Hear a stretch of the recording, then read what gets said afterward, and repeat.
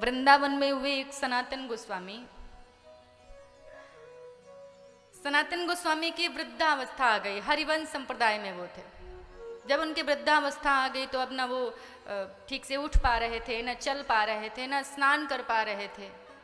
विवाह उन्होंने नहीं किया था, अति वृद्ध हो गए थे। अब जब भी वो उठे शौच करने जाएं तो बहुत समय लगे, आए घंटों घंटों लग जाए उनको अपना हाथ धुलने में, पैर धुलने में, हिलते कांपते आए। एक बार जब शौच करने जा रहे थे कि एक 8 वर्ष का बालक आ गया उनके पास। वो जब आए तो वो बालक लगा उनका हाथ धुलवाने, पैर धुलवाने, उनके वस्त्रों को स्वच्छ किया, उनको लेकर के गया, बिस्तर पे लिटाया, उनके चरणों की भी सेवा किया। सनातन गोस्वामी बहुत प्रसन्न हुए। सनातन गोस्वामी ने पूछा, बालक तुम कौन हो? उस बालक ने कहा कि बस बाबा यहीं रहता हूँ, देखा कि आप थोड़ा परेशान हैं, चिंतित हैं, तो सोचा कि आपके पास चलूँ।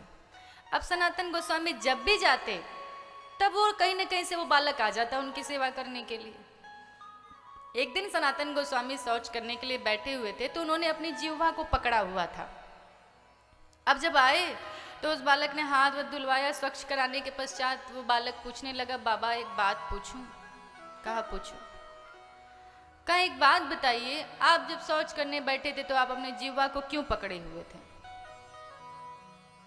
सनातन गोस्वामी ने कहा कि देख बालक, मुझे नित्य निरंतर 24 घंटा कृष्ण कृष्ण कहने की आदत पड़ गई है और मैं सोचता हूँ कि वो शुद्ध जगह नहीं है, इसलिए मैं अपनी जिह्वा को पकड़ लेता हूँ ताकि वहाँ भगवान का नाम न निकले। इसको आदत सी पड़ गई है।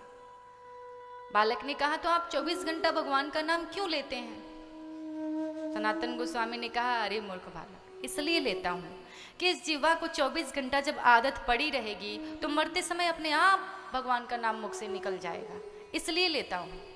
बालक ने कहा तो एक बात बताइए, 24 घंटा तो आप नाम इसलिए लेते हैं कि मरते समय अपने आप भगवान का नाम मुख से निकल जाएगा।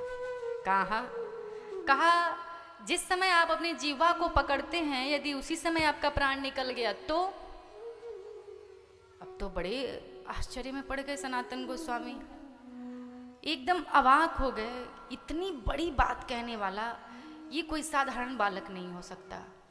उन्होंने उस बालक का हाथ पकड़ लिया और कहा कि तू अपने स्वरूप में आ, तू कोई साधारण बालक नहीं है, मैं समझ गया।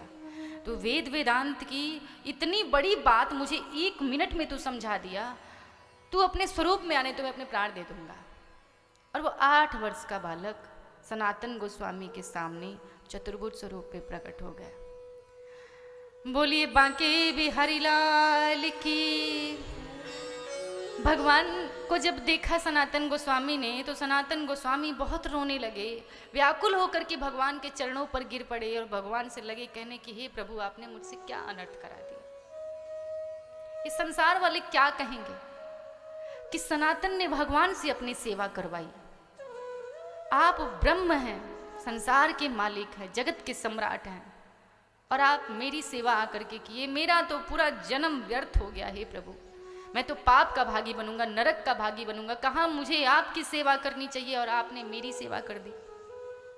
संसार वाले मुझ पे कितना हंसेंगे। भगवान ने उठाया सनातन को और सनातन से कहा कि सनातन, यदि मैं तेरी सेवा नहीं करता तो संसार वाले तुझ पे नहीं हंसते, संसार वाले मुझ पे हंसते। लोग कहते कि देखो, जो जीवन भर भगवान का नाम लेता है, अंतिम समय में उसकी ये दशा हो रही है। तो तू बता, फिर तो मेरी बदनामी होती ना, अपमान तो फिर मेरा होता, नाम तो मेरा डूबता। तो मैं तो अपना नाम बचा रहा था। और फिर एक बात बता, जब तूने अपना पूरा जीवन मुझे समर्पित किया, पूरा जीवन तूने मेरी सेवा की, जब तक तुझमें शक्ति रहा, तुझमें शक्ति रही, बल रहा, सामर्थ्य रहा, तब तक तूने मेरी सेवा की। अब तुझमें जब शक्ति नहीं है, बल नहीं है, तो फिर तो मेरा कर्तव्य होता है कि अब मैं तेरी देखभाल करूं।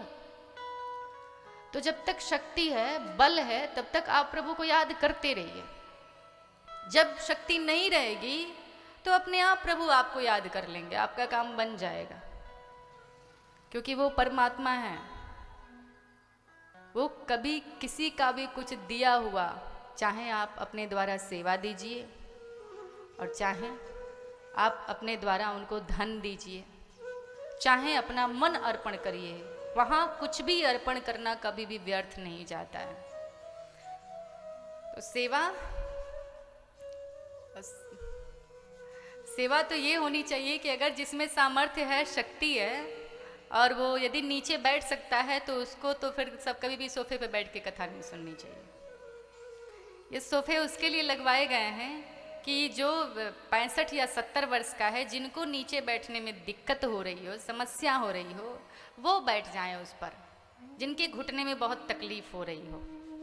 तो जिसको भी प्रॉब्लम हो, क्योंकि कथा भगवान की सभी को सुननी चाहिए और सभी का ध्यान भी रखना चाहिए। जो भी सुनने वाले लोग हैं सभी का ध्यान रखना चाहिए।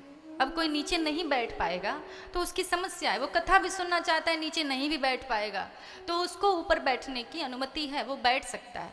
यदि कोई रोगी है, वो नीचे नहीं बैठ सकता है तो वो सोफे पे बैठ सकता है, लेकिन शौक से कथा में कभी भी कुर्सी और चेयर पे भी नहीं बैठना चाहिए। तो जो नीचे बैठ सकते हैं वो नीचे बैठें, क्योंकि अब जो बुजुर्ग लोग आ रहे हैं उनको बैठने की जगह ही नहीं मिल रही है।